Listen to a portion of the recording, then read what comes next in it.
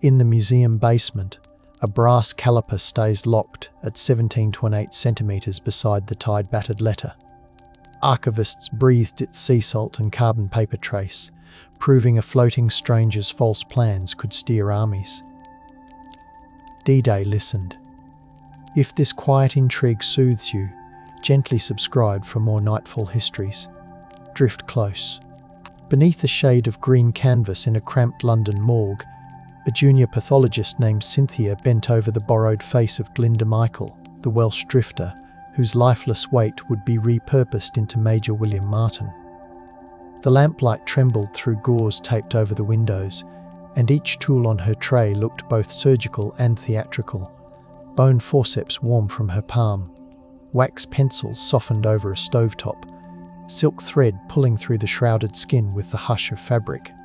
She dabbed benzaldehyde along the moustache to mimic a naval officer's cologne, tasting its bitterness when the fumes settled on her lips. Nearby, a Royal Navy paymaster rehearsed the invented biography, his voice brushed with cigarette ash, pausing whenever the building's plumbing groaned. Their fingertips lingered on ration booklets, theatre stubs, and the tiny multilingual ID card whose ink still glistened. The chilly room smelled of paraffin-heated kettles, a reminder that improvisation guided every improvised ritual. Outside, tram wheels squealed along wet cobbles, underscoring how ordinary city rhythms continued as this clandestine resurrection took shape. In that cramped moment, the corpse ceased to be anonymous. It became a vessel tuned to deceive. Evidence accumulated with the weight of soaked wool, and each item carried its own temperature. The black attaché case, riveted near the hinges, was weighed repeatedly until its leather straps creaked, confirming that the canister of false invasion plans would drag downward just enough to remain with the body. Naval intelligence officers compared barometric readings from the Atlantic pilot charts against the trembling handwriting of meteorologists who feared crosswinds would scatter parachuted rumors. Yet the reflection that swelled in those cramped rooms was quieter. Could a single, measured lie redirect the ferocity of coastal guns, persuading German commanders to point their binoculars elsewhere, without ever seeing the man who sparkled briefly beneath Andalusian sunlight? The question did not need answering aloud. The rustle of carbon copies provided the reply, suggesting that planning an invasion sometimes meant debating how long a corpse should steep in cold storage to smell convincingly of the sea. Reams of tissue paper sighed whenever officers flipped pages, releasing a starch scent that clung to cuffs. Nearby, a clerk traced currents across a chalk map, the powder coating his cuticles like frost. The wrists of the operation gently ticked like watch springs soaked in gin. When the submarine crew received their instructions, the steel corridor reeked of diesel and wet rope, and they listened to the captain recite coordinates with the softness reserved for lullabies. The corpse, swaddled in a canister packed with dry ice, felt heavier than any torpedo once frost bloomed across the metal. Sailors brushed frostbite from their knuckles, muttering about currents near Huelva, and one of them tucked a clove-scented rosary into his pocket for luck, not daring to let it touch the fabricated officer. As the vessel surfaced at night, moonlight pressed silver fingerprints across the hatch, and the men lifted the container toward the breathing sea, timing their movements with the swell so the deception would fall gracefully. Discovery demanded patience, suppression required the tide's complicity. Rediscovery would someday belong to archivists inhaling dust. One sailor noted how phosphorescent plankton streaked beside the hull, like ghostly handwriting blessing their mission. Another kept tasting iron on his tongue, convinced the sea already understood the story it was asked to tell. The sand remembers, instruments hum, and the hollow between waves waits for footsteps soft enough to listen. Dawn coloured the Andalusian surf in diluted copper when fishermen from Punta Umbria noticed the officer drifting like a loosened buoy, boots grazing eelgrass. They tasted salt on the wind as they hauled him ashore, believing for a heartbeat that some saint had delivered treasure because the attaché case clung stubbornly to his wrist.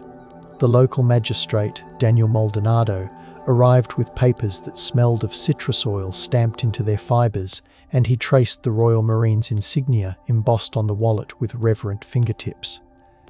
Evidence was dutifully gathered, sand shaken from the pockets, sea lice catalogued, belt buckles recorded against lists used by the Guardia. Yet reflection settled over their work like linen. The man had died nobly, they thought, and the living should step quietly, mindful of the tide's secret. Suppression began, not through cruelty, but through protocol. Spanish officials locked the case in a cabinet scented with incense from the chapel next door, vowing to open it only in the presence of German observers. Children from the village pressed shells to their ears, claiming they could hear the officer's final orders in the surf. A stray dog circled the body, whining softly before curling beside the boots as though guarding a familiar sailor. In Seville, Abwehr officer Karl Erich Kuhlenthal received the coded message on a radio that crackled like frying oil, its vacuum tubes reddening the room. He dispatched envoys to collect the documents, instructing them to wear gloves powdered with talc so the pages would not absorb new fingerprints. The attaché case arrived creased and damp, and German analysts unfurled the blueprints beneath magnifying lamps, whose hot halos made the ink release a faint vinegar tang. They recorded each coordinate and penciled them into charts, reassured by the carefully staged receipts for theatre tickets that proved the British officer's cosmopolitan tastes. Reflective doubt surfaced briefly. Could any plan so conveniently discovered be genuine? But silence held because promotion beckoned, and because Berlin demanded certainty over skepticism. Thus, the deception spread across briefing rooms like pipe smoke, staining uniforms and dispatches alike. Outside, trams clanged past, their sparks outlining the office windows in brief magnesium bursts.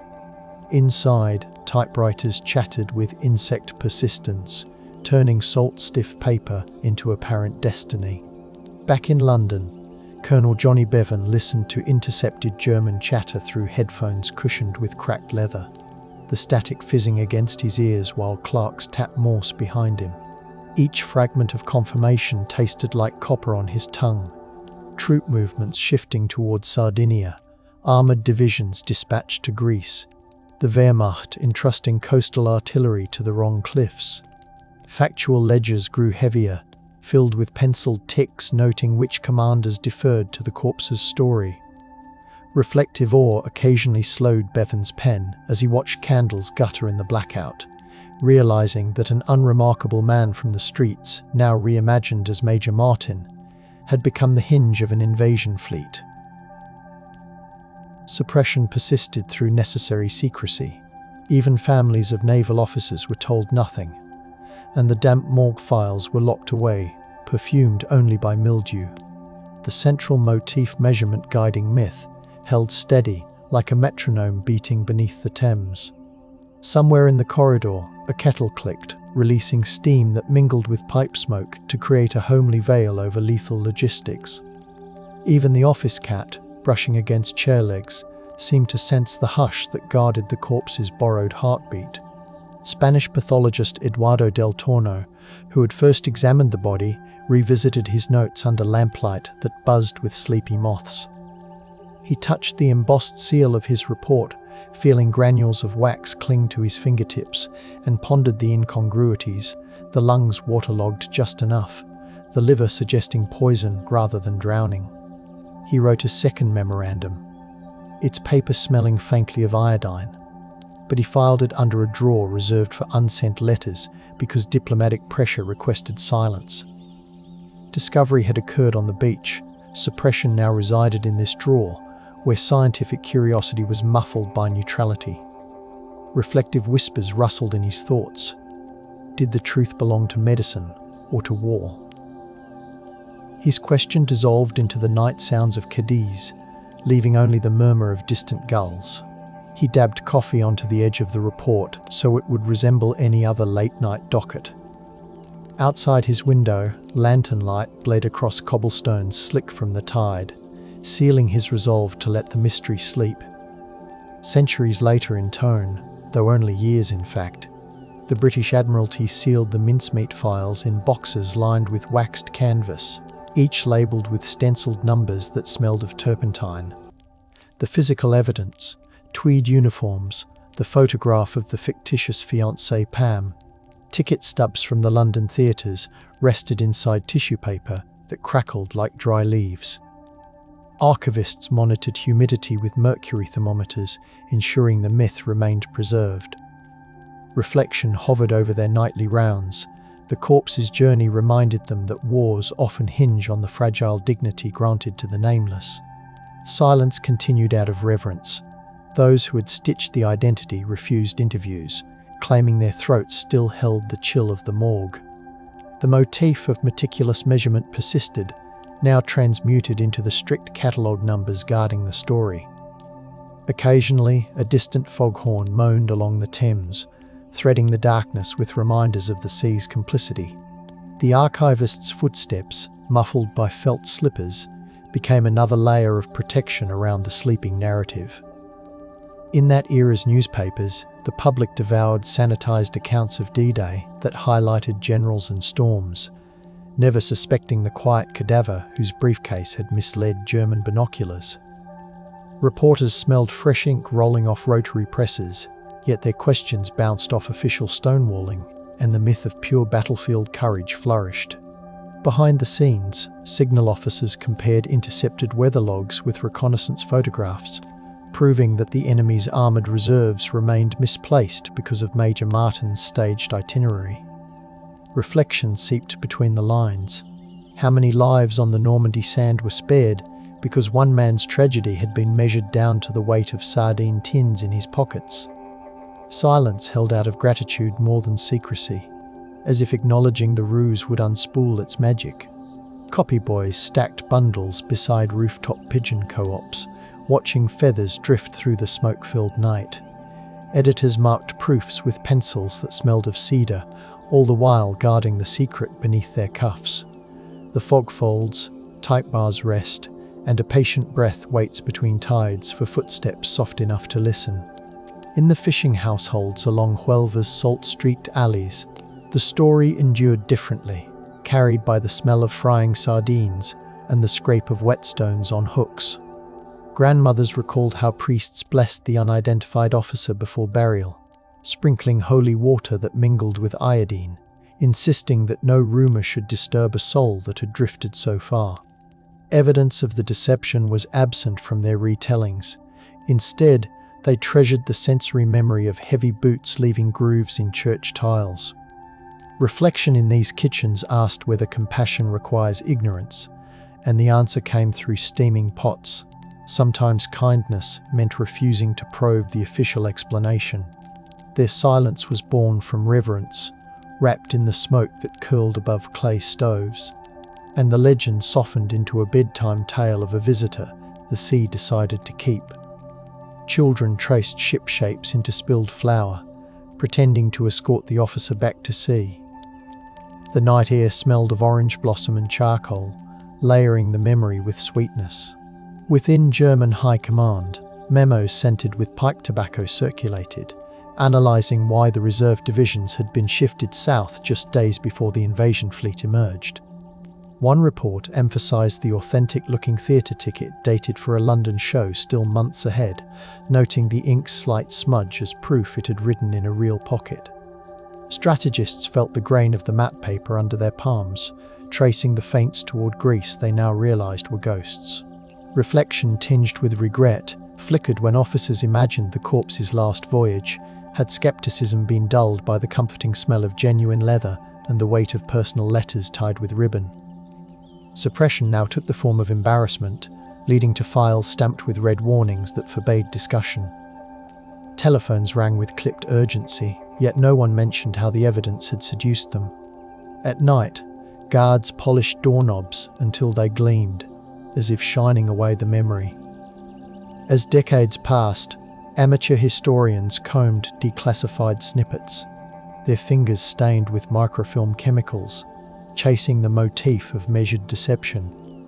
In musty libraries, they listened to projectors clicking like distant cicadas, while frames of naval memoranda flickered across screens, Evidence emerged in fragments: shipping manifests showing dry ice orders, bank ledgers recording stipends for false identities.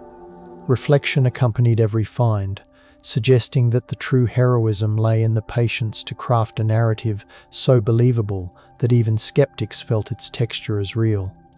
Still, certain testimonies remained censored, not by decree but by old habit. Surviving officers pursed their lips and cited security, as though the draft of cold morgue air still clung to their lungs. Discovery, therefore, became cyclical. Each revelation brushed against an older silence. Researchers warmed their hands around vending machine cocoa, the sweetness grounding them amid the dust. Outside, rain fretted against the windows, echoing the steady beat of archival persistence. In a shuttered brick chapel near Aberbargode, volunteers polished memorial plaques while discussing whispers that the unknown operative had once slept on local park benches. The wooden pews smelled of beeswax, and the stained glass threw pools of blue light across prayer books. Evidence was scarce. A registrar's marginalia hinting at a man named Glinda, a coroner's notation about rat poison, a faded receipt from a soup kitchen. Reflection softened those scraps into empathy, proposing that the dignity granted in death might have been absent in life, yet now rippled across coastlines. Silence here was motivated by respect for the dead poor. No one wanted to turn poverty into spectacle.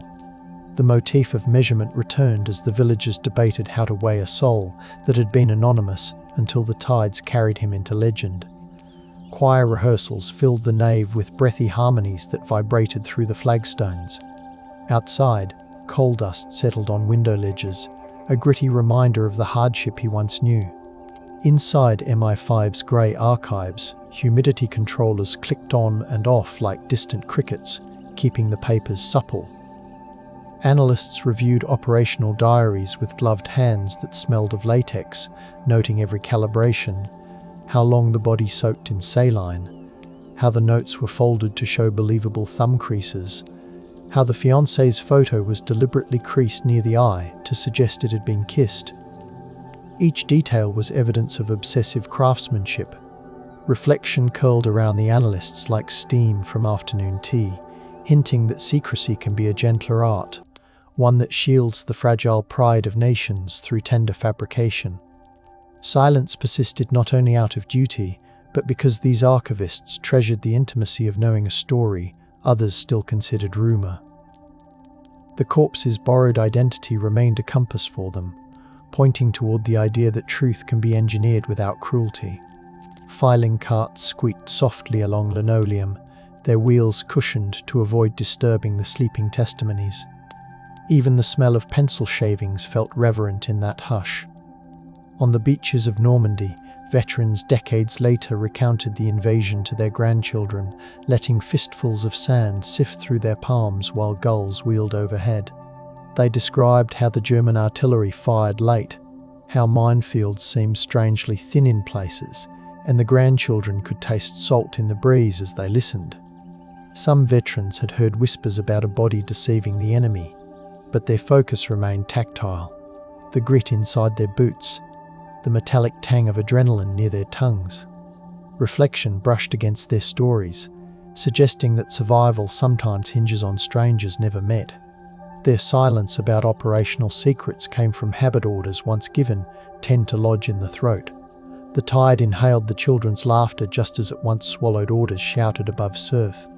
Helmets now resting in museums still held grains of sand that whispered of the deception's success. The tide inhales, gulls glide, and breaths align with distant engines that no longer approach. When the story finally seeped into popular culture through novels and films, sound stages filled with the smell of sawdust and glue as set designers recreated submarine bunks. Actors buttoned scratchy uniforms, feeling how the wool itched against their wrists, and prop masters weighed briefcases with lead shot to ensure they thudded convincingly. Evidence translated into art, and audiences watched the luminous screens, hearing orchestras swell as the corpse drifted ashore again and again. Reflection hovered in theatre balconies, Did dramatization honor the quiet measurement of reality, or did it gild it until the edges blurred? Silence shifted motivation yet again. Consultants who knew the classified details withheld certain corrections, afraid the allure would vanish if every seam were exposed. Thus, the myth glimmered anew, anchored in sensory fidelity even as facts shimmered. Popcorn steam mingled with the resin scent of stage paint, creating a dreamlike fog. Projectors rattled like distant surf, reminding viewers of the night sea that birthed the tale. In Spanish naval archives, clerks eventually reopened cabinets whose hinges screeched like gulls, revealing logbooks perfumed with dry lavender sachets left to deter insects. The records detailed how the attaché case had been opened under diplomatic supervision, how the documents were dried over a brazier to prevent the ink from running, how German agents traced their fingers across the watermark to confirm authenticity. Each entry was evidence of meticulous bureaucracy. Reflection broadened as modern researchers, breathing in dust motes lit by slanting afternoon light, realized that neutrality itself can become an accomplice when paperwork is precise yet motives are opaque. Silence here stemmed from political caution. The legacy of staying out of the fray meant owning up to complicity only in whispers. Still, the rediscovered files hummed softly, echoing the original measurement that guided the deception. Researchers copied passages with fountain pens, the ink pooling like miniature tides. Outside, church bells tolled, their bronze voices folding into the archival hush. The motif of calibrated myth reappeared when codebreakers compared their intercepts to the timeline of the body's discovery, listening to the clatter of bomb machines that once filled Bletchley huts with ozone-scented heat. They plotted graphs showing the lag between German redeployments and Allied landings, fingers smudged with pencil lead.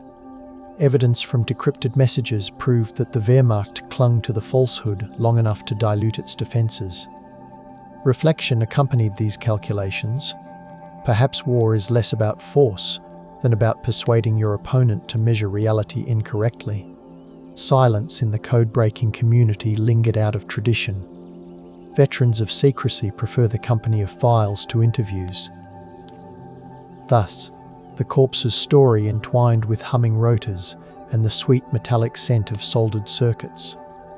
Teacups rattled on saucers whenever the machines hit a resonant frequency, yet conversations remained whispers. Even the gardens outside the huts seemed to bend inward, hedges muffling the world beyond the wires. In quiet London flats, women who had typed the forged love letters kept shoeboxes of carbon copies tied with ribbon that smelled faintly of perfume. Evidence lived in their cursive loops, the way they imitated a playful fiancé, adding smudges where a tear might have fallen. Each night they had written by lamplight, fingertips stained blue, hoping the intimacy they invented would withstand forensic scrutiny. Reflection arrived decades later as they reread those letters, realizing they had composed a life that someone finally believed. Silence persisted because revealing their role felt immodest, as if they might disturb the tender illusion they had spun. Their craft showed how measurement could be emotional, calibrating phrases to echo the heartbeat of an imagined officer. They remembered tapping the pages lightly to dry the ink, hearing only the clock and the distant rumble of buses. Lavender sachets hidden in drawers kept the memories soft. The codename, Mincemeat, rustled through corridors like a joke shared over chipped enamel mugs, yet the execution smelled of oil, ink, and seawater rather than levity. Operational diaries recorded barge schedules, dry ice deliveries, and the precise duration the body spent in a vacuum-sealed container to retard decay. Evidence was logged with tick marks, each representing a guard posted, a telegram destroyed, a tailor adjusting the uniform's inseam to match naval regulations. Reflection seeped in. As planners considered how empathy could coexist with manipulation, they toasted the unnamed man with quiet sips of whiskey, honouring him even as they transformed him into bait. Silence, in this phase, was enforced by legal directives, and by the soft loyalty of those who believed the ruse protected thousands who would soon storm Europe's beaches. Coal fires in the grates crackled, mixing warmth with the chill of clandestine intent. Even the smell of pipe tobacco seemed ceremonial, curling like incense around the plan. After the war, the grave in Huelva received visitors who traced the carved name Major William Martin with sand-dusted fingertips while cypress trees whispered overhead. They left flowers that smelled of sun, warmed earth, unaware that beneath the inscription lay Glindar's bones joined to an alias.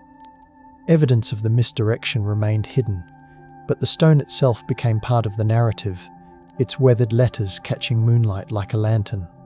Reflection deepened among those mourners.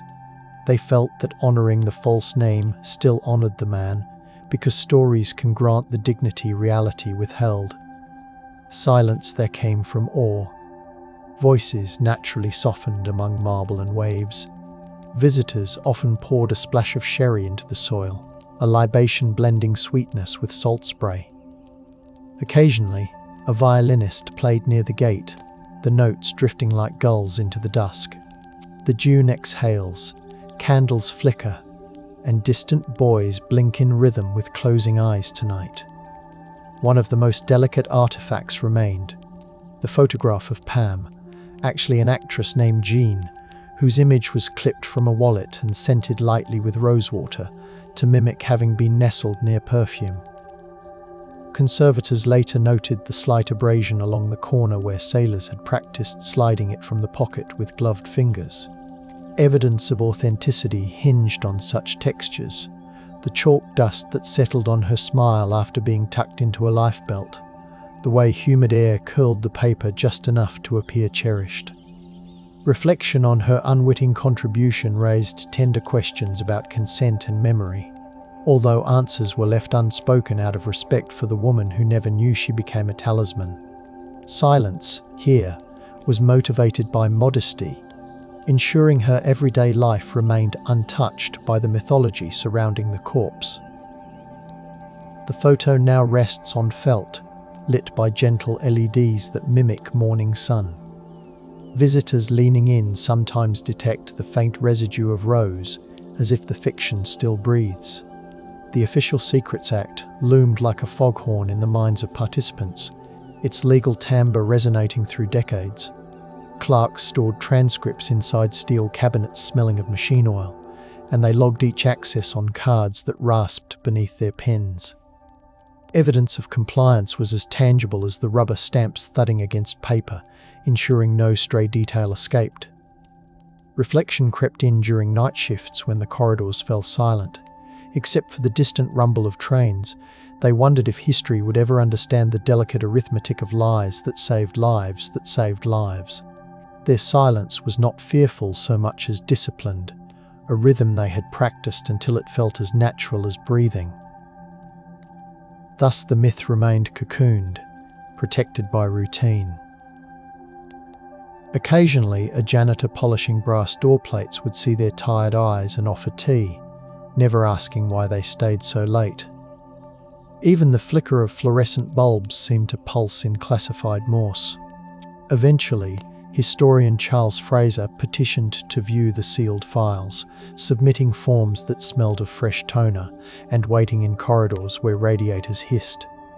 When the boxes were unsnapped, the air released a mix of old leather, brine, and faded gum adhesive. Evidence spilled forth, telegram drafts, coroner's notes, the memorandum instructing diplomats on how to feign indignation if Spain protested. Reflection washed over Fraser as he realised the breadth of collaboration necessary to cradle the deception, from tailors to telegraph clerks. Silence broke reluctantly, replaced by careful narration. He understood that telling the story required preserving its tenderness, not just its intrigue. Discovery thus became an act of stewardship, returning the corpse's journey to public memory without stripping it of mystery. He copied passages in pencil so the graphite could be erased if needed, respecting the document's fragility. Outside, autumn leaves rattled across the pavement, sounding like the shuffle of unseen watchmen. In classrooms, Teachers dimmed the lights and projected grainy photos of the supposed Major Martin, letting the hum of fluorescent tubes mix with the shuffle of notebooks. Evidence was woven into their lectures through maps smeared with chalk dust, arrows showing how German divisions marched away from Normandy. Reflection guided their final words of each lesson, reminding students that empathy can be engineered when truth refuses to cooperate. Silence entered when the bell rang. Teenagers carried the story quietly, perhaps whispering later while tracing condensation on bus windows. The corpse's secret became a lullaby of strategy, teaching that the texture of paper and the scent of seawater can weigh as heavily as artillery. Teachers sometimes played recordings of surf to lull restless classes, blending ambience with analysis. When the lights flicked back on, the chalk-dusted air looked like distant spray. Only once did official films whisper the precise year, 1943, when the corpse slipped into Spanish waters, and even then the number was spoken softly, as though pronouncing it too loudly might disturb the alignment of fate. Evidence from that period glowed within logbooks noting moon phases, tide tables, and the timing of a feigned radio chatter to corroborate the documents. Reflection lingered on how a single calendar year can cradle both despair and salvation, holding the moment when a nameless man received a promotion into myth. Silence quickly followed the uttered date. Narrators changed the subject to the rustle of dispatch riders and the scent of diesel on the docks. Measurement had met legend, and the balance felt too delicate to mention numbers again.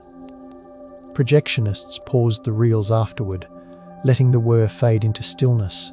Viewers exhaled in sync, as if the year itself were a spell that must dissipate quietly. Artists have since sketched the body's final float through charcoal lines that smudge under fingertips, blending sea and sky into a single soot-soft horizon. They layer evidence through textures, wax resist for the foam, graphite for the leather shoes, white chalk for the gulls hovering above. Viewers lean close, smelling paper warmed by studio lamps, and feel the narrative seep through shading. Reflection arises as they consider how art can cradle deception without judgment, honouring the quiet physics of buoyancy and secrecy alike. Silence here is contemplative, galleries invite whispers, preserving the dreamlike spell. Some artists add salt crystals to their pigments so surfaces glitter faintly like wet uniforms. Others soundtrack their exhibitions with distant heartbeats, reminding patrons of the life once carried by those waves. Lanterns dim, graphite settles, and hush drifts with the imagined tide across attentive lungs tonight. Meanwhile, forensic scientists revisited the autopsy records, running gloved fingers over brittle sheets that still smelled faintly of carbolic. They used modern spectrometry to analyze residue on the clothing, detecting traces of phosphorus from the flares used during the drop, thereby confirming the body's exposure matched the official report. Reflection guided their interpretations, suggesting that empathy can coexist with calibration. By understanding the body's final hours, they honored the individual beyond the mission. Silence was motivated by professionalism. Lab results were filed without fanfare, spoken only in measured tones during conferences. The motif of measurement thus evolved, overlaying new technology atop the original deception while retaining the same reverent hush. Refrigerated cabinets hummed nearby, keeping scraps of fabric pliable enough for study. Even the blue glow of monitors felt subdued, as if mourning the man they examined. Among the belongings of British diplomat Sir Bernard, a diary surfaced smelling of old leather and pipe smoke, its pages brittle yet legible. Evidence gleamed in his cramped handwriting, references to a Spaniard nicknamed the Giant Sardine, courier of whispers about the found documents, and notes on how embassy staff feigned outrage before discreetly thanking fate. Reflection seeped between his sentences as he marvelled at how deception tasted of olives, sherry, and the dusty sunlight of consular afternoons. He had kept this diary locked away, suppression driven by loyalty to comrades who might have faced censure if the jest were revealed. Rediscovery occurred when his granddaughter opened the desk, feeling the smooth brass key warm in her palm. Silence cracked, but gently, like a seashell revealing the echo of waves. She pressed dried petals between the pages to mark passages that shimmered with humanity. Outside, swallows stitched the twilight sky, stitching together past and present. German infantry stationed along the Greek coastline remembered the redeployment orders arriving with the smell of damp wool and wood smoke, compelling them to dig fortifications among rocky coves. Evidence of the deception lived in their diaries, sketches of driftwood, notes about ration shortages, assurances that an Allied armada would soon arrive where nothing ever did. Reflection decades later brought a bittersweet taste. Veterans wondered how their trust had been swayed by papers they never saw, only heard described through stern voices. Silence for them stemmed from fatigue. After the war, many chose to let the memory fade, unwilling to relive a strategy that had made them idle while distant cliffs erupted. Still, their recollections, when shared, added another layer to the corpse's journey. They remembered the hum of mosquitoes over foxholes and the metallic bite of condensed milk. Even the stars seemed to mock them, glittering over empty seas. Mathematicians attached to Allied planning modelled the probabilities of the ruse succeeding, scribbling on chalkboards until their cuticles were rimed with white dust. Evidence of their calculations remains in preserved notebooks that smell faintly of camphor, showing variables for drift time, current vectors, and the likelihood of axis interception. Reflection whispers through those formulas, hinting that even in war, elegance of numbers can sound like a lullaby. Their silence afterward was less about secrecy and more about humility.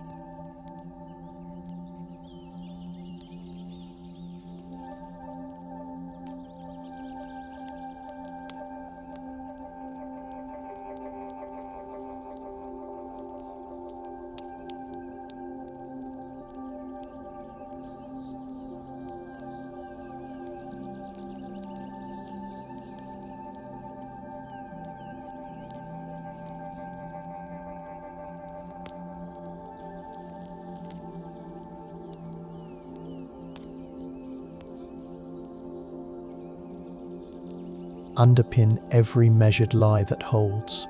The corpse's path, charted through integrals and saltwater densities, thus joined the chorus of quiet craftsmanship. Coffee rings stain the margins, humanizing the cold logic. Chalk crumbs gather along windowsills like miniature dunes, proof that abstraction once toiled beside the tide. In Ireland's coastal listening stations, operators heard the German radio bulletins referencing the supposed Allied strike toward Greece, the static hissing like seafoam across pebbles.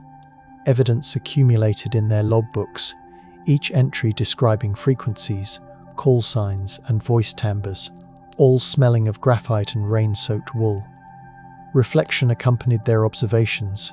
Could a man who never breathed again truly redirect the breath of nations? The question hung above the receivers before dissolving into the steady thump of waves against cliffs. Silence reigned in those huts because secrecy orders mingled with the natural instinct to whisper when surrounded by fog.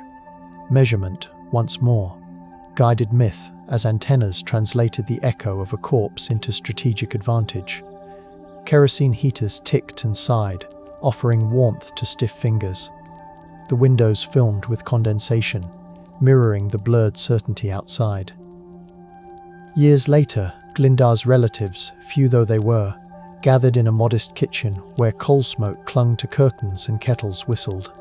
They held a letter from the government acknowledging his role, the paper thick and creamy beneath their fingertips. Evidence came in the form of an official seal and a pension note, proof that the nameless vagabond had finally been recognized. Reflection swelled as they imagined his restless footsteps on city cobbles and the unlikely path that led him to shape history. Their silence afterward was born of tenderness.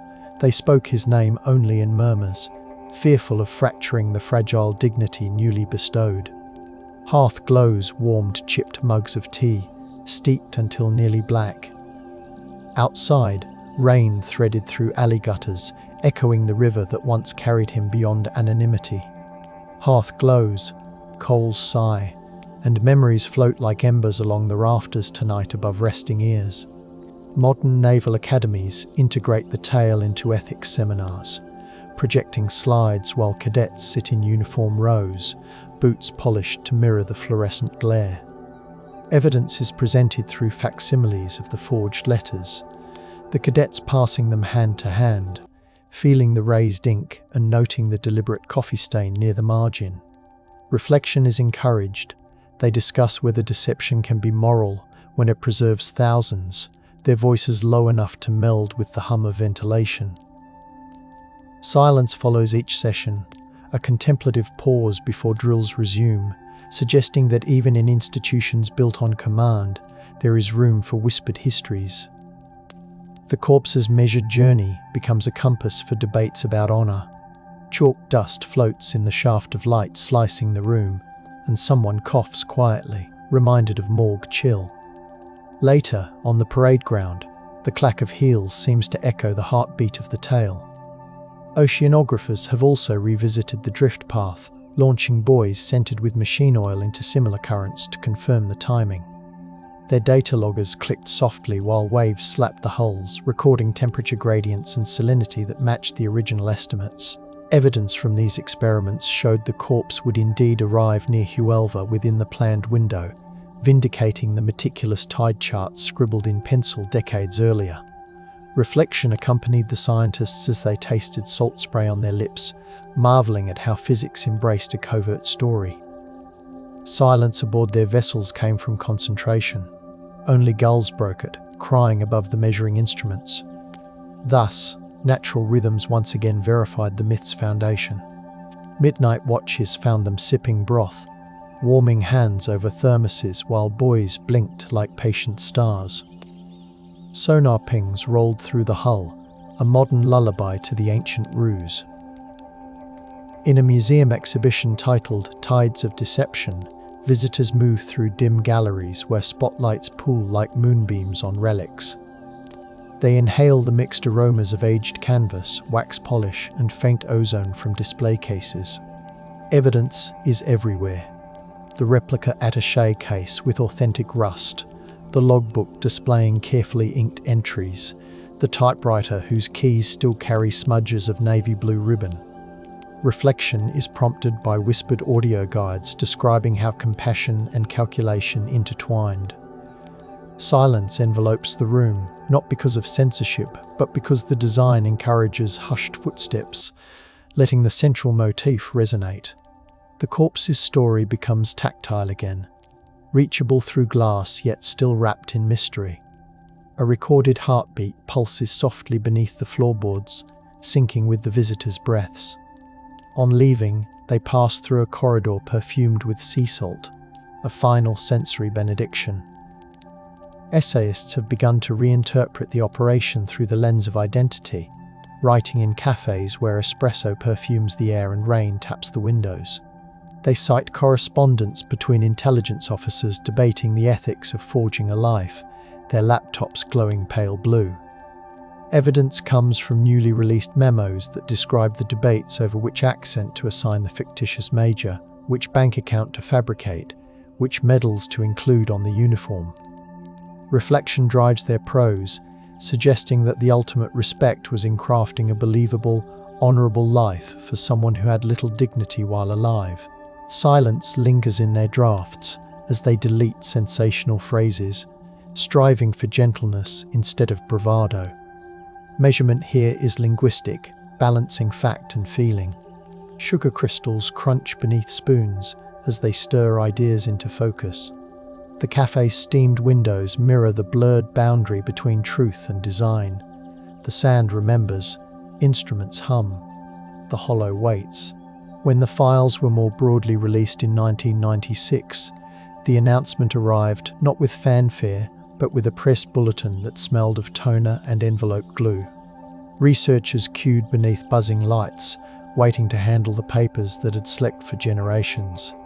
Evidence now sat openly on reading room desks, autopsy transcripts, naval intelligence memos, marginal doodles of anchors made by bored clerks. Reflection rippled across the scholars' faces as they realized the corpse's story had always balanced between compassion and manipulation. Silence persisted even in disclosure. Archivists asked for whispers to protect the fragile pages, and visitors obliged, breathing softly as though the man himself rested nearby. The motif endured, showing that time had only deepened the measured myth. Outside, pigeons cooed on stone ledges, oblivious to the secrets unfolding below. Inside, the smell of linen gloves and old glue conjured the morgue's chill once more. Poets, too, have wandered to the Huelva shoreline, letting the Atlantic mist bead on their notebooks while they listen to waves slap the seawall. They gather pebbles slick with algae, their fingers cool and gritty, as they jot lines about a messenger made of bone and salt. Evidence may be sparse for them, just the grave, the tide, the scent of pine from nearby groves. But inspiration thrives in such minimalism.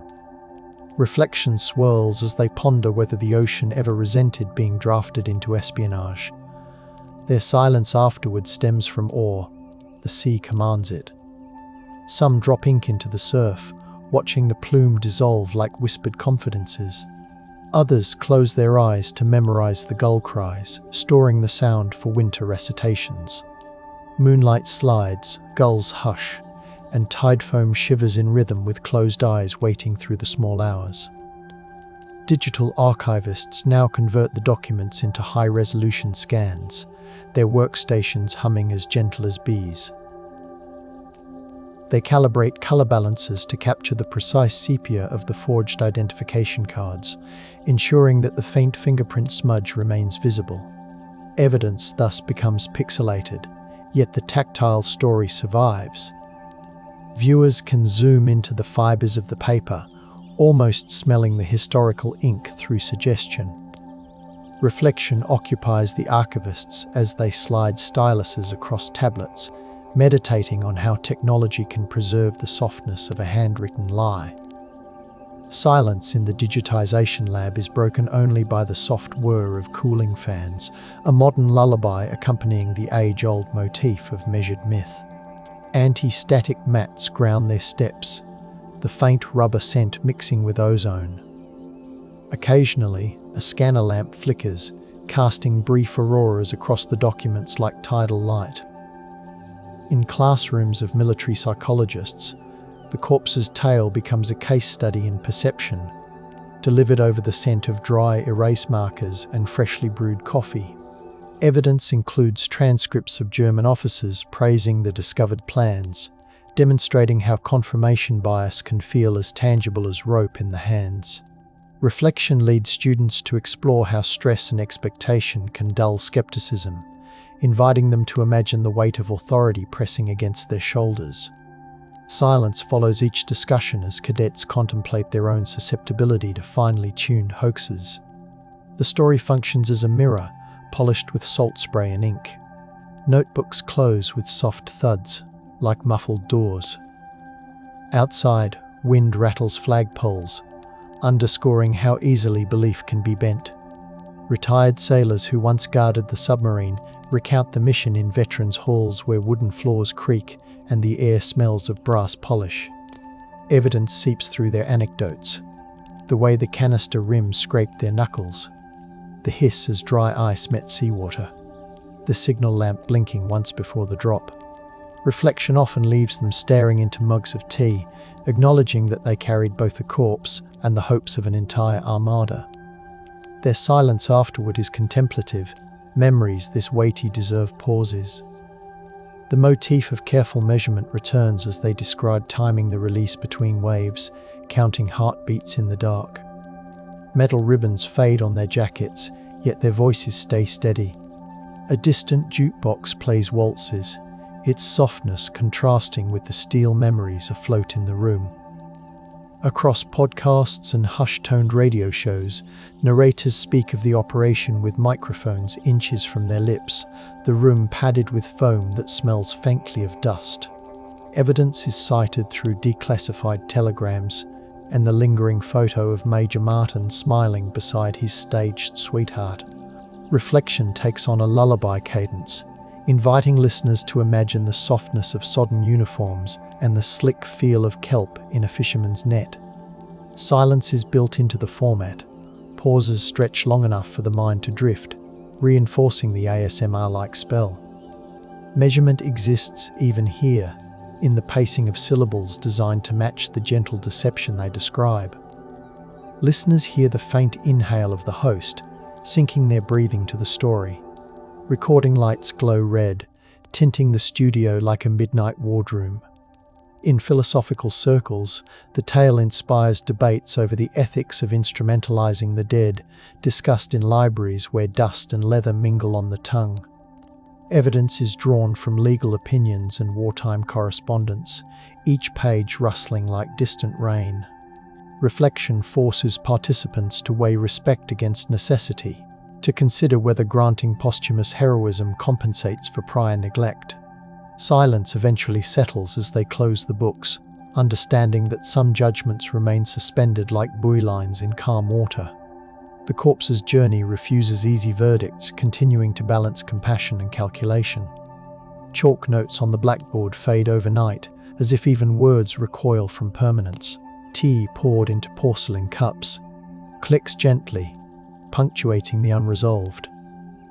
Travel writers who visit Uelva describe twilight walks along the estuary, shoes crunching on shells while lanterns flicker along the promenade. They note the smell of orange blossoms drifting from courtyards and the taste of salted almonds handed out by vendors. Evidence of the past appears subtly. Plaques, guided whispers, the grave's fresh flowers. Reflection enters their prose as they compare the gentle town to the turbulent history it once cradled. Silence arises from respect for locals who still lower their voices near the cemetery. They pocket smooth stones, later placing them on hotel desks as tactile reminders. Camera shutters click softly, careful not to fracture the dusk. Shadows lengthen, bells soften, and footsteps slow beneath the sky turning silver grey. Tonight as sea hushes. Academic panels now revisit the case with interdisciplinary voices, oceanographers beside linguists, ethicists beside costume conservators. The conference halls smell of polished wood and projector bulbs warming the air. Evidence circulates through slides of tide simulations, scans of love letters, inventories of the personal effects pinned to the body. Reflection blooms as each scholar realizes the narrative's completeness depends on their collective senses. Touch, sight, sound, even taste when describing salt in the air. Silence follows exuberant debates, a mutual breath acknowledging that some mysteries feel healthier when partially veiled. The motif of measurement entwined with myth remains the guiding star across all their disciplines. Laptops click shut in unison, echoing the lid of the attaché case. Outside, fountain spray drifts in the wind, sounding like distant surf applause. So we arrive again at that caliper, frozen at 17.8 centimeters, its brass teeth cool beneath museum glass, the scent of polished oak lingering in the quiet hall. Evidence still rests within reach. Letters, receipts, the coroner's looping script. But it refuses to exhaust the story. Reflection suggests that every measured detail, from the weight of a sardine tin to the curl of a photograph, continues to ripple outward, guiding how we honor the anonymous and how we wield imagination as a tool. Silence envelops the display, not because answers are forbidden, but because the listener within each of us senses the reverence owed to a man who traveled farther in death than in life. Perhaps the true deception endures in our heartbeat's response to these artifacts, wondering whether the sea itself conspired to grant him purpose. The glass case hums softly with climate controls, the air tasting faintly of metal, and the mystery remains content to rest, half explained, beneath the lull of waves we can almost hear. The gallery hush deepens as evening guards dim the sconces, and the caliper's muted gleam becomes a beacon for fresh curiosities.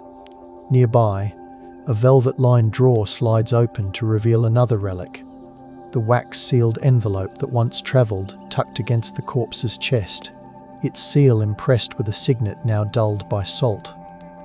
Conservators describe how, when the wax warmed under their lamps, it exhaled a faint honey scent, reviving the moment it had been stamped in a Whitehall office, scented with pipe smoke and damp wool. Scholars lean close, tracing the ridges with gloved fingertips, and evidence unfurls in murmurs about who handled it, who trusted it, who misread it. Reflection pulses like a tide pool in moonlight. A single fold, a single scent, could sway a continent. Silence stretches companionably between visitors as they imagine the envelope slipping beneath waves, the ink steadying its heartbeat long enough to fool the enemy. Across the Atlantic, in a Naval Academy's wainscoted lecture hall, instructors stage a midnight seminar illuminated only by green-shaded desk lamps. Cadets cradle mugs of cocoa laced with nutmeg while studying enlarged photographs projected onto linen screens, the corpuscles of film grain sparkling like seawater. Evidence arrives through the scratch of chalk, marking out the chain of custody from morgue to submarine to Spanish shore.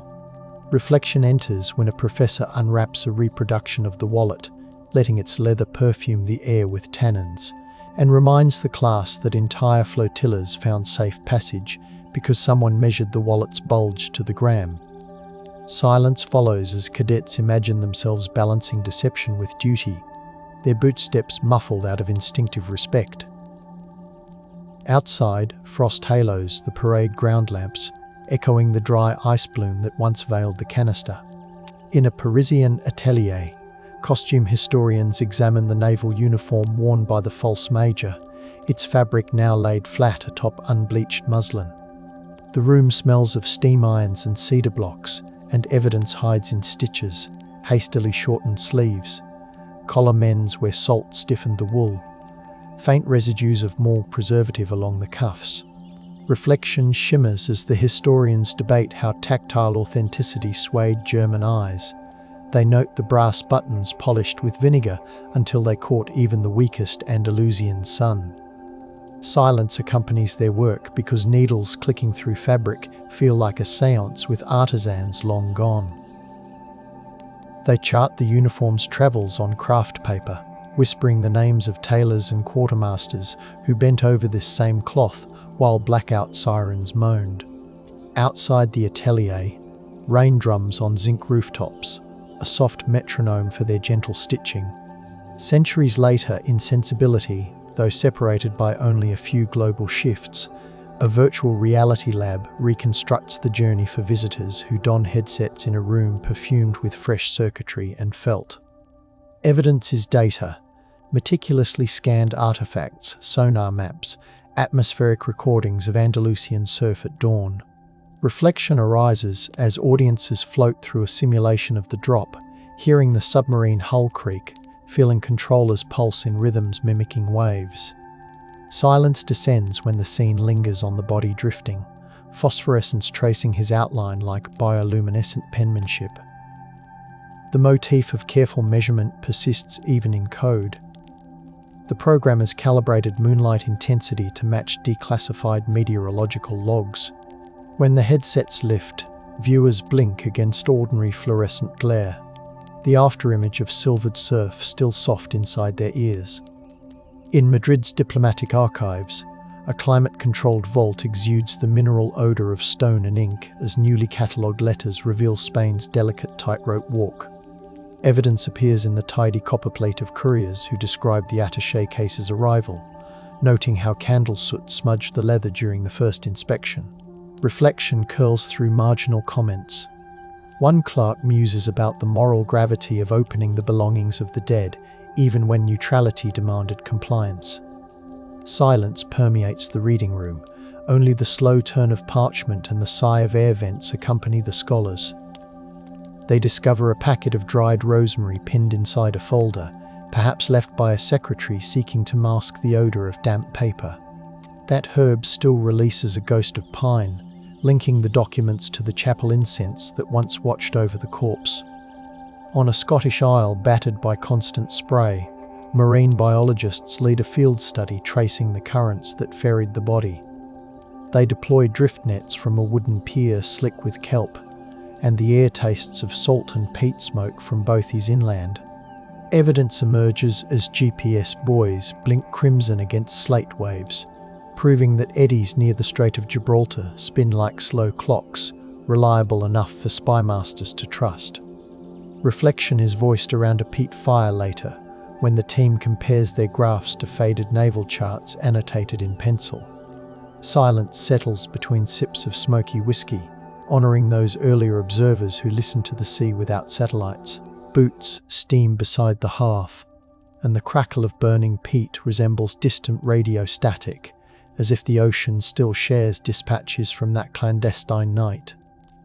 In Berlin's museums, curators quietly assemble an exhibition confronting intelligence errors.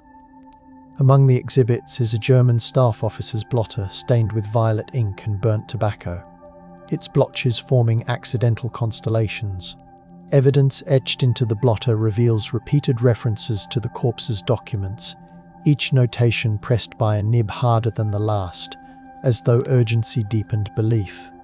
Reflection is staged through interactive displays, asking visitors to weigh skepticism against hierarchy.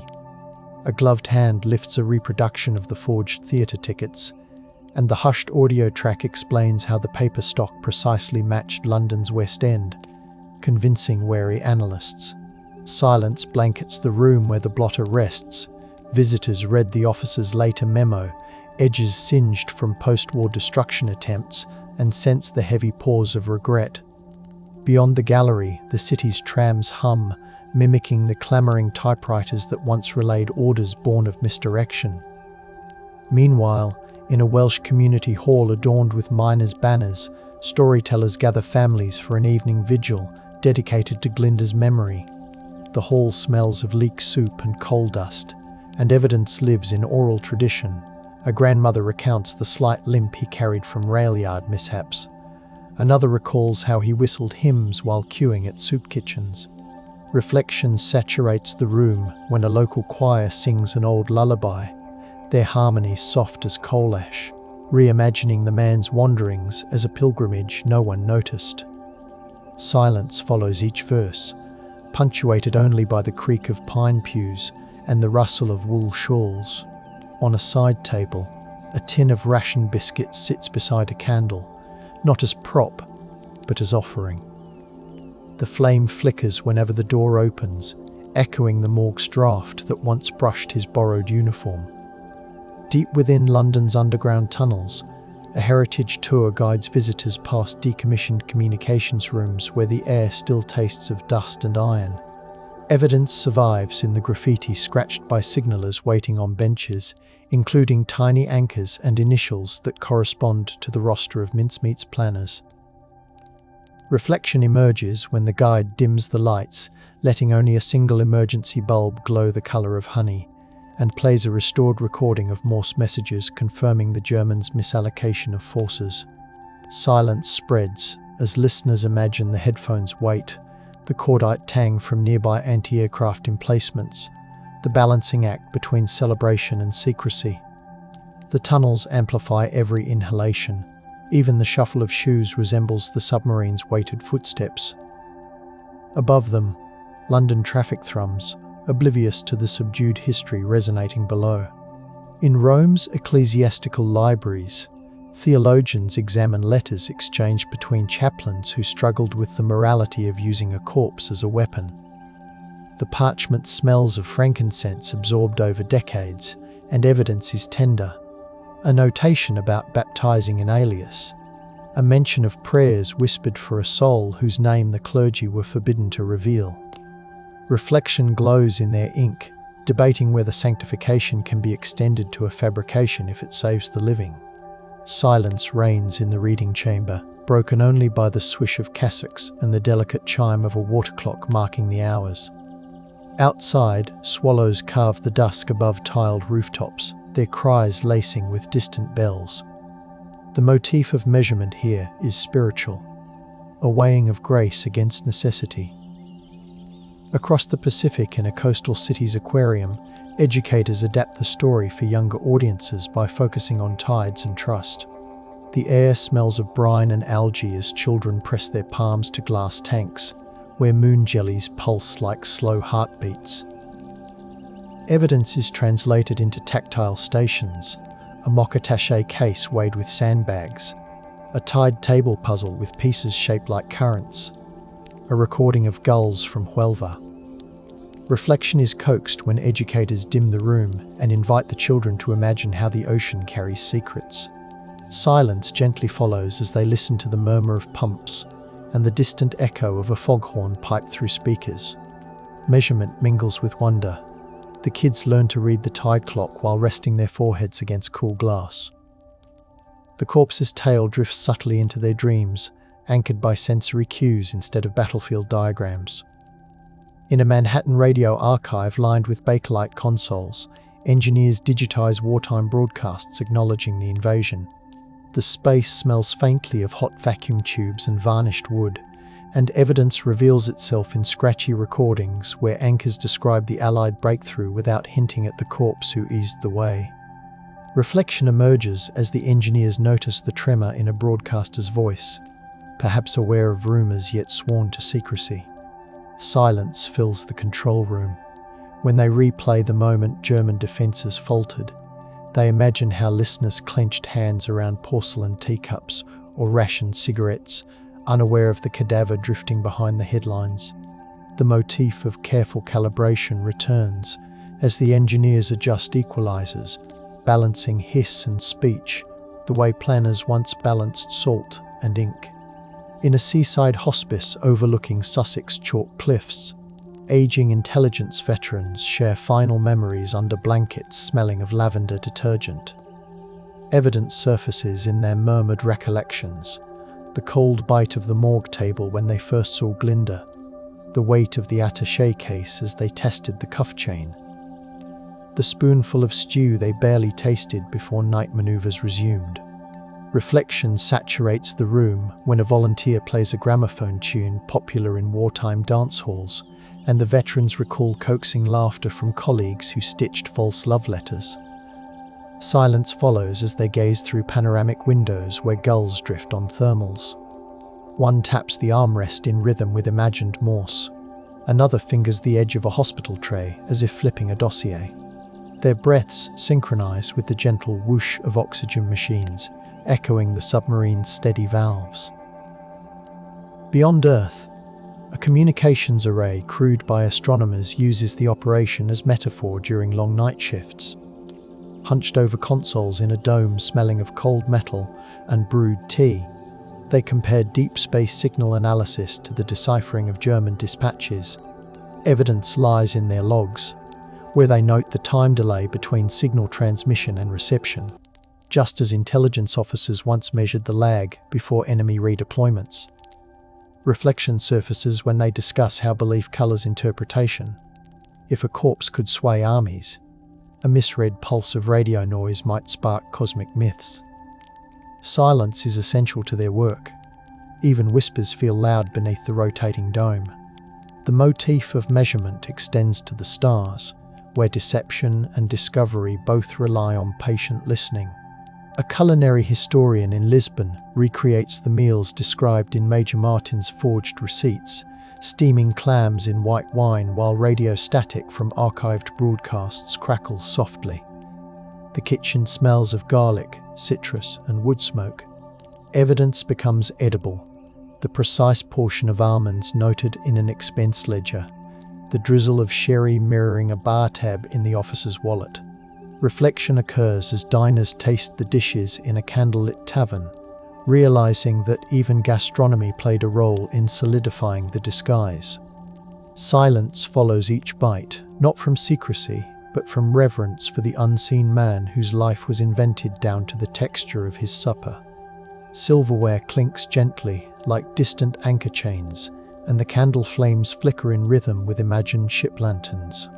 The motif persists: calories, cents, and receipts measured to fool the enemy. In Buenos Aires, tango musicians compose a suite titled Mincemeat Milonga, rehearsing in a studio scented with rosin and polished mahogany. Evidence is woven into melody. The bandoneon imitates the swell of the sea. The violin traces the trajectory from London fog to Andalusian sunrise. Reflection surfaces in lyrics whispered between verses, honoring the unnamed traveller whose story dances between continents. Silence is cultivated after each run-through, allowing the final chord to shimmer like moonlight on a conning tower. Dancers practice slow okos, their shoes scuffing the floor softly, echoing the corpse's final turn in the tide. Measurement here is rhythmic, ensuring each syncopation aligns with the narrative's heartbeat. On a Caribbean island once home to Allied listening posts, a small museum perched above turquoise water curates a shell collection stamped with catalogue numbers. Evidence hides in a conch etched with coordinates referencing the drop zone. A radio operator had carved them during a lull, letting the shell's blush pink interior preserve the memory. Reflection glows as visitors hold the shell to their ears, hearing not just surf but the faint hum of imagined radio chatter. Silence envelops the museum veranda, where trade winds toss white curtains. The only sound is palm fronds clacking like semaphore flags. Measurement surfaces in the placard, detailing wind patterns that ferried German transmissions across the Atlantic, aligning natural rhythms with espionage.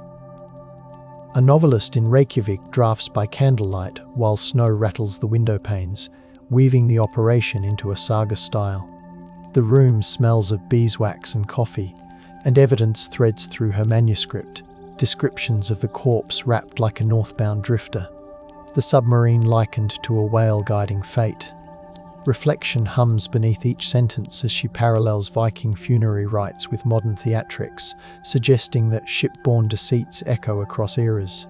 Silence underscores her process. She writes with wool socks muffling footsteps, every keystroke a whisper.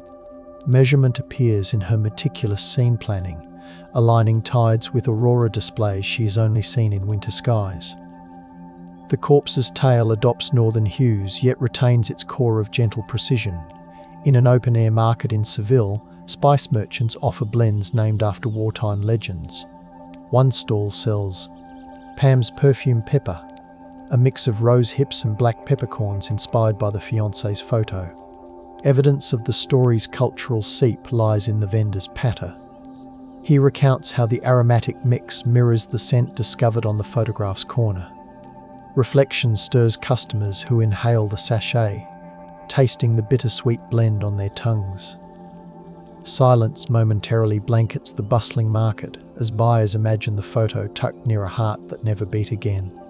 The motif of measurement enters through the vendor's brass scale, its pans polished bright, weighing spices just as intelligence officers weighed the briefcase to match a naval officer's stride. In Copenhagen's design school, students reinterpret the attaché case as an object lesson in user experience. The atelier smells of linseed oil and 3D printer resin while prototypes line a table. Evidence informs their sketches, diagrams showing how the case was secured to the wrist, notes about leather grain chosen to signal high rank without ostentation. Reflection accompanies critiques as professors ask whether empathy extends to ergonomics for someone who would never feel the handle's pressure. Silence settles when a prototype clicks shut with the same subdued authority as the original. Everyone hears the echo of that readiness. Measurement manifests in CAD files balanced between historical fidelity and modern craft. Through design, the corpse's accessory speaks again. A group of sound artists in Melbourne gathers field recordings from beaches, morgues, steam trains and typewriters to create an immersive composition. The studio smells of solder and eucalyptus oil, and evidence lies in waveforms displayed across monitors, peaks representing gull cries or ink ribbon snaps. Reflection grows as they layer these sounds into crescendos that mirror the operation's tensions. Paper rustle bleeding into surf. Heartbeat subsonics merging with diesel engines. Silence is integral. They carve pockets of hush where listeners can almost hear the caliper's stillness. Measurement here is auditory, aligning decibel curves with the narrative's emotional arcs. When premiered in a dim theatre, the piece wraps audiences in vibrations that feel like midnight on a heaving sea. At a Quebecois winter festival, ice sculptors carve a tableau of the operation, working amid the crisp scent of snow and pine. Evidence informs their chisels, the submarine condensed in translucent blue, the attaché case carved from amber ice, the corpse implied by an indentation cradled in frosted blankets. Reflection emerges as visitors run mittens along the smooth surfaces, sensing how cold and water shape the mission. Silence accompanies snowfall, muffling voices as twilight paints the sculptures lavender. Measurement is visible in the grid lines etched into the ice blocks, reminiscent of the spreadsheets that partitioned responsibilities among spies. When the sun returns and the installation melts, rivulets trickle like whispers returning to the sea. On a Hawaiian research vessel tracking microplastics, the crew passes slow evenings reading diaries from wartime sailors. The galley smells of coconut curries and diesel, and evidence pipes through the ship's speakers as an audiobook recounts the mission. Reflection surfaces when a deckhand compares the drift of plastics to the corpse's journey. Both tiny, both capable of travelling unimaginable distances. Silence claims the deck after lights out, broken only by the hiss of bowspray and the rattle of sensors. Measurement manifests in the data sheets clipped to bulkheads, columns aligning with the same precision as the tide tables once used for deception. The story threads into their watch rotations, a lullaby syncing with the Pacific swell. In Nairobi's art school, students craft beadwork panels depicting global histories. One collaborative piece uses azure glass beads for the Atlantic, brass for the Atlantic, brass for the attaché case, and ivory seeds for the forged documents. Evidence translates through pattern, a spiral showing the deception's ripples, a row of crimson beads marking the German redeployment. Reflection arises as the students discuss how a man from Wales, an operation from London, and consequences across Mediterranean coasts intersect with their own artistic voices. Silence descends when they knot the final thread, honouring the subject with a moment of stillness. Measurement appears in the bead counts, each column matching the number of items tucked into Major Martin's pockets. The panel, shimmering under Nairobi's daylight, hums with the same gentle insistence as the caliper's locked jaw. Ancestral storytellers among the Sami people, intrigued by the tale, adapt it into joik, a vocal tradition that conjures places and spirits. Gathered around a fire inside a lavu scented with birch smoke, they chant melodies that rise and fall like swells. Evidence is abstract, woven into rhythm rather than fact, yet the joik evokes brass, salt, and clandestine footsteps with uncanny clarity. Reflection permeates their song, asking what it means for a wanderer's spirit to be borrowed by empires. Silence follows completion of the chant, the only sound the pop of sap in the firewood. Measurement here is communal breath, each inhalation calibrated to keep the joik's pulse steady. Through this northern lens, the corpse's odyssey becomes a universal meditation on stewardship of the nameless. Tech entrepreneurs in Singapore, building secure communication apps, cite mincemeat during brainstorming sessions scented with whiteboard markers and espresso. Evidence appears in slides showing how analog artifacts once carried the weight modern algorithms now bear. Reflection guides their ethos as they aim to design systems that resist manipulation, learning from the art of convincing falsehoods. Silence punctuates moments when a prototype fails, the disappointment tempered by respect for the past's ingenuity. Measurement surfaces in unit tests and code reviews, as precise as the original caliper's bite.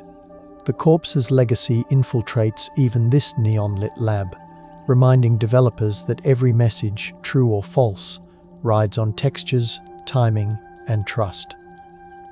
A pilgrim trail emerges along Andalusia's coast, where surfers, historians, and poets walk barefoot at dawn, tracing the corpse's drift route. The sand smells of iodine and fig leaves crushed underfoot.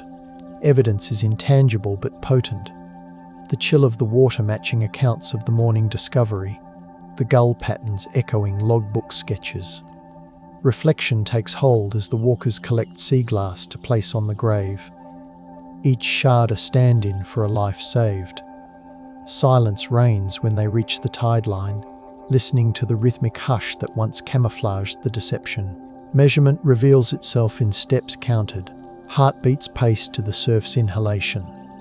They leave without souvenirs, only salt crust on their ankles and the story murmuring in their ears. In Dublin's pubs, Sainchai storytellers weave the saga into fireside sessions perfumed with peat smoke and barley. Evidence is dramatised through prop letters stained with tea, a pocket watch ticking faintly as it passes from hand to hand. Reflection wraps patrons in warmth as they consider how empathy was engineered through handwriting and perfume. Silence settles when the storyteller lowers his voice to describe the fisherman's reverence, the clink of glasses pausing mid-air. Measurement emerges in the cadence of the tale, paced so each revelation lands like a wave. Outside, cobblestones glisten under mist, echoing the Andalusian dawn yet to these listeners far away. In a Kenyan savannah research camp, conservationists compare their radio-collared elephant data to the operation's meticulous logging. The camp smells of acacia sap and paraffin lamps, and evidence lies in spreadsheets tracking herd movements with the same devotion once devoted to German divisions. Reflection arises as they discuss how narrative can direct attention, how a single compelling story, like that of Major Martin, can shift resources the way human-wildlife conflict stories must today. Silence blankets the campfire after dark, interrupted only by distant lion roars and the scratch of pens. Measurement continues under the stars, clipboards glowing from headlamp light, linking wartime deception to current efforts at safeguarding life. Ultimately, the caliper remains, its brass gleam tamed by glass, yet its locked jaws still an invocation to trust in detail. Every surrounding whisper, from virtual reconstructions to joiks, from uniform threads to beadwork, becomes a tide returning to this instrument that once pinched a letter to certainty. Evidence continues to proliferate, but never exhaust. Reflection grows richer with each new lens. Silence remains the padded room where respect echoes. The corpse that saved D-Day endures, not as a grisly footnote, but as a gentle reminder that compassion, when paired with precision, can bend history toward mercy. In the museum's dim evening, climate units hum like distant surf. Visitors breathe in metal and memory, and the story drifts onward, expanding